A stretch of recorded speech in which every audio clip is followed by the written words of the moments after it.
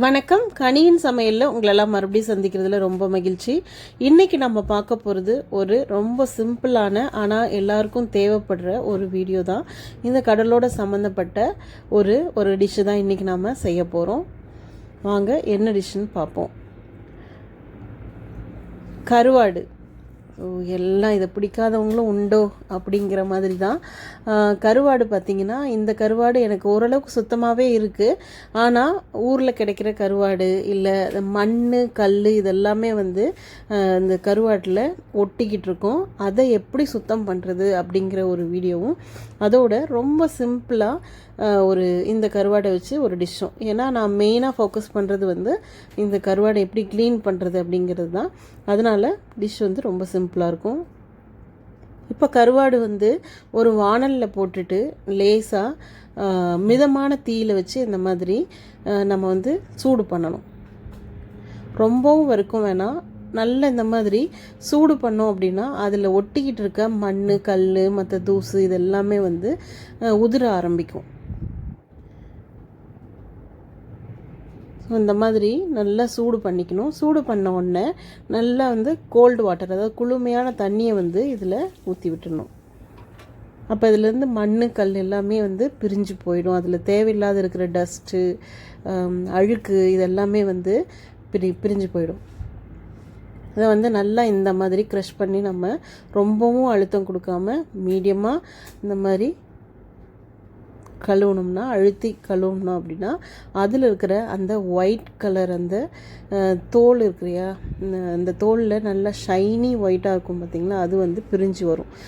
பொதுவாக கடல்லேருந்து நமக்கு இதில் மெர்க்குரி மிக்ஸ் ஆகிருக்கும் அப்படின்னு சொல்லுவாங்க. என்னென்னா அந்த ஷிப்லேருந்து அதனுடைய கழிவுகள்லாம் கலந்து விடுவாங்க இல்லையா, அதனால் அதுலேருந்து இந்த பார்ட் நல்லா சுத்தமாக கழுவி எடுத்துடணும். இதை நீங்கள் எத்தனை முறை தண்ணி ஊற்றி கழுவினாலும் அந்த ஒயிட் கலர் சப்ஸ்டன்ஸு நல்லா பாருங்கள் ஷைனியாக செம்ம சூப்பராக இருக்கும். பார்க்குறதுக்கு ஷைனியாக இருக்கும். அது அப்படியே வந்துக்கிட்டே இருக்கும். நீங்கள் ஒரு 6-7 முறை ஒரு 10 முறை கூட கழுவலாம். பாருங்கள் இந்த மாதிரி வரும். ஸோ எத்தனை முறை தண்ணி ஊற்றி கழுவினாலும் அந்த மாதிரி வரும். ஒரு 6-7 முறை கழுவிட்டு அதுக்கப்புறம் நமக்கு நீங்கள் எத்தனை முறை கழுவினாலும் வந்துக்கிட்டே இருக்கும். அதனால் ஓரளவுக்கு கிளியர் வாட்டர் நமக்கு தெரிகிற வரைக்கும் கழுவிட்டு அதை எடுத்துடலாம். நான் நல்லா கழுவிட்டேன். ஒரு 6-7 முறை கழுவிட்டு இதுதான் லாஸ்ட்டு. இப்போ நல்லா வடித்து எடுத்துடலாம்.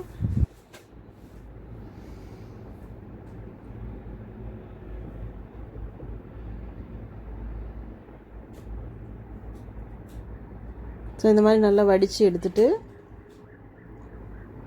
பாருங்கள், ஓரளவுக்கு எல்லாமே அந்த ஷைனியாக இருக்கிற அந்த தோல் பகுதி எல்லாமே போயிடும். இப்போது இதை வச்சு நம்ம சிம்பிளாக ஒரு டிஷ் எப்படி செய்கிறதுன்னு பார்க்கலாம். இப்போ கடாயில் தேவையான அளவுக்கு எண்ணெய், நான் ஒரு 3-3.5 ஸ்பூன் எண்ணெய் எடுத்திருக்கேன். அதில் நான் ஒரு கைப்பிடி கருவேப்பிலை சேர்த்துக்கிட்டேன். இது கம்ப்ளீட்லி ஆப்ஷனல். நான் நல்லா வாசமாக இருக்கணும் அப்படிங்கிறதுக்காக நான் சேர்த்துருக்கேன்.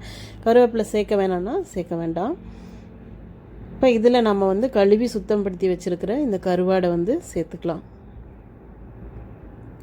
இது ரொம்ப சிம்பிள், அதிகமாக எந்த வேலையும் இல்லாமல் ரொம்ப சிம்பிளான ஒரு ரெசிபி. ஆனால் பருப்பு சாம்பாருக்கு இந்த காம்பினேஷன் வச்சிங்கன்னு வச்சுக்கோங்களேன், ஐயோ சும்மா அல்லும் அப்படி இருக்கும். மறக்கவே முடியாது. எனக்கு ரெக்கார்ட் பண்ணுறப்பயே வாய் ஊறுது. ஸோ அந்த மாதிரி சூப்பராக இருக்கும். பருப்பு சாம்பாருக்கு ஒரு சூப்பர் காம்பினேஷன் இந்த கருவாடு. இப்போ நான் இது நான் மஞ்சத்தூள் கொஞ்சம் சேர்த்துக்கிறேன். மஞ்சத்தூள் கிருமி நாசினி, அதுக்காக இப்போ மறக்காமல் நம்ம கொஞ்சம் சேர்த்துக்கலாம். மஞ்சத்தூள் சேர்த்து நல்லா கலந்து விட்டுட்டு கொஞ்சம் ஈரத்தன்மை இருக்கிற மாதிரியே பார்த்துக்கோங்க.